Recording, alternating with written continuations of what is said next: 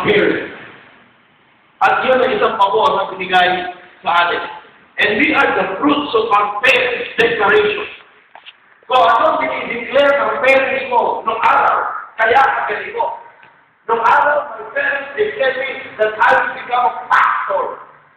My mother actually prayed for me for many, many years to become a pastor. And she always declared that my son will become a pastor. And I became a pastor. As a matter of fact, kuha kong puso na gusto ko, binabalik ako ni Lord sa destiny ko. If you are destined to become a pastor, God will put you there. Amen, Lord? Amen. Kaya nangyari dito, ang magulang ko, because of my prayer of my mother, I became a pastor because she declared. Kaya kapag dinideclare mo sa anak ko na ang babae in this universe, it's magiging this universe. You always declare something that is for the future of your children. Never declare negative words to your children. Kaya importante po yung declaration. Right? Ayun na, ayaw ko magpastor eh. Yung nanay ko pupunta doon sa mundo para ipanalaki lang ako. Nakainom ba ako ng araw? Pagka-drive ko yung nanay ko, sabi ko na, pwede ka naman manalangin ka sa likod ng pintuan eh. Di ba sabi sa Bible? Sabi na, anak, one life. Kasi pag nanalangin yung nanay ko sa mundo, may iman ako sa kotse, nagtutulong ko, anak, akit na nanay yun, gusto na kay tayo. And you know what, one day, napakot ako, napakot yung kayo sa bahan ng nanay ko. Tawag na nanalangin, nanay ko niya, sabi ko, Lord, yung ibang pastor at anak ng bunso, ako yun na. And that was the time God spoke to me. Hindi ko na makita isip ko that one night, I decided to went to the seminary. And then the Lord has touched my heart. Because what my mother declares, nangyari. Now, the only question is, anong aking declaration ang ginagawa mo sa anak mo? Do you declare something that is very fruitful in your children? Kaya nga, maraming mga tao na akala nila, kung ano tayo, yun ang walang deklarasyon ng magulang sa kanila. It is not the heart sometimes to accept your children. Di ba dumadating sa buhay natin yan? Ang hirap natin tanggapin yung ating mga anak. Word. Especially when they are weird. Pero ba kayo anak na weird? Pero ba kayo anak na hindi na rin? Hindi na napakasagbayan, hindi nyo sinasabi nyo. How often do you discuss with your spouse about your child? Remember, sabi niya sa 1 Timothy chapter 5 verse 10, the treasure of the home is our children. Ang anak ko ay kayamanan sa atin. Kaya nung nagkaanak kami, yumaman kami, hindi ba naman sobrang yaman? Ang daming anak, diba? Pero naman isang anak, pastor, isa lang ang anak. Ako, dalawa lang anak. Meron akong kilalang pastor, isa namang anak. Diba? Hindi ibig sabihin, mas mayaman sila. O, pero maraming anak. Pero ang tandaan ninyo, isang anak ay isang alin. Tawag ito is a treasure. Tandaan natin, bring back the order in your family. God wants to bring back. If you want the nation to become a godly nation, then raise up a godly children. Amen? Amen. If you want this church to be a godly church, then you raise a godly children. Then build a new generation. Nakita nyo isang sa Bible na, pero kung natatandaan ninyo, na up to the 14th generation, hindi umiinom ang kanyang mga anak. Mula sa kanya hanggang sa 14th generation, they never tasted wine. They never tasted liquor. But God blessed their generations. Generations after generation, God has blessed their children. Amen. And I was so blessed with that.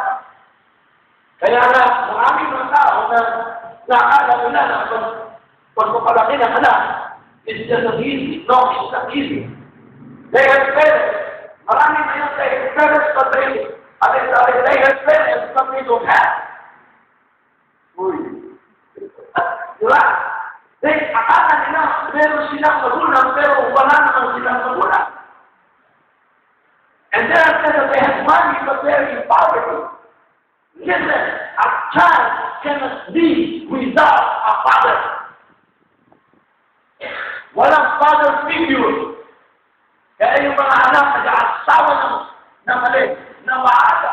Because they don't have father figure. Kaya nga importante po yung meron tatay sa tahanan. Kung tatay ang katabi mo, sabihin mo, napaka-importante. Napaka-importante mo. Sabihin mo, kung tatay ang katabi mo, kung nanay mo, nanay sabihin niya, ibang kasi niya, di ba? Pero, tatandaan natin, kapag ikaw, pag nanay, ano mo sabi ito? Ito ang nanay. Ang asawa ko, pag nanalangin, ganito, kaya ako sinabi ng asawa ko, para sabihin ko, sabi ng totoo, hindi yung asawa ko. Pag ang asawa ko nanalangin, hindi ko sinasabi, Lord, i-bless mo ko. No. Ang dami ng prayer, Lord, i-bless mo si Papa Mike so that the blessing will flow. Because the mother is the head of the family.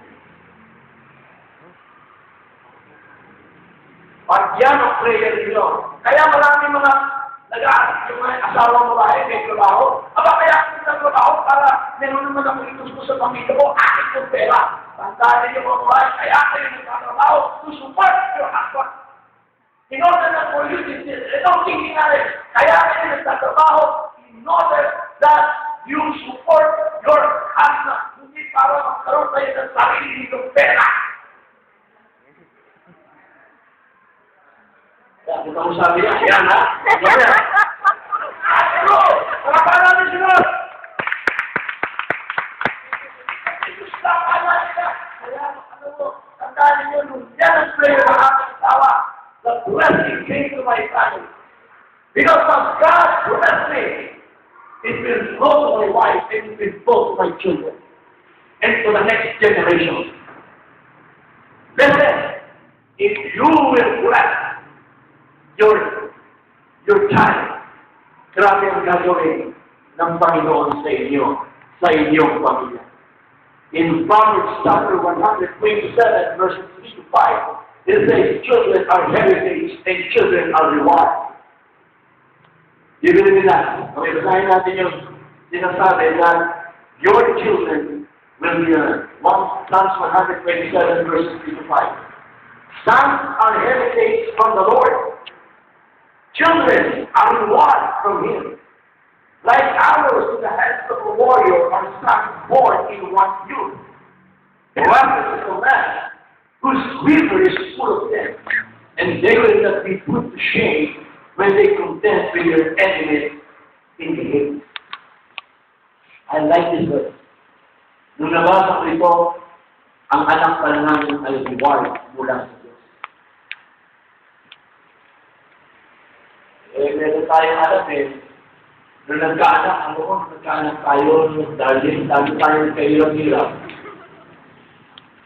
Sino nakakarinig na nito? Alam mo, nung nagkaanak tayo, hindi na tayo tuloy makapunta sa gusto natin puntahan. Listen po, ang anak ay isang gantimpala ng Diyos sa magulang. Reward. Gantimpala. Isang mana ng Diyos sa ating mga anak. Now, children, ang mabigat sa ating children are in pain. Now, how to bring back our family in order? Number one, teach them the truth of the Word.